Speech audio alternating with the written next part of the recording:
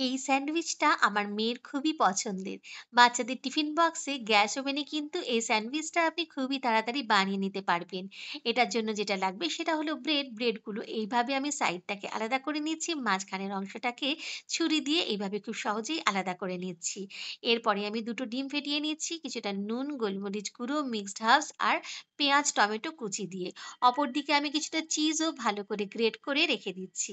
এরপর ফ্রাইং প্যানে butter brush করে নিয়ে ব্রেডের সাইডের অংশটা বসিয়ে দিয়েছি আর মাঝখানের পকেটটাতে আমি এইভাবে যে ফেটানো ডিমটা ছিল সেটা দিয়ে গ্যাসের ফ্লেমটা লোতে করে ৫ মিনিট ঢেকে দিয়েছিলাম।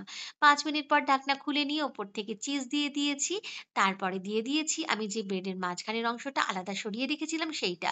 এরপরে ব্রেডটা আমি উল্টে দিচ্ছি, নিচে একটুখানি বাটার দিয়ে দিচ্ছি, মানে এই পিঠটাও আমি সুন্দর করে বাটারে ভালো করে সেঁকে নিচ্ছি।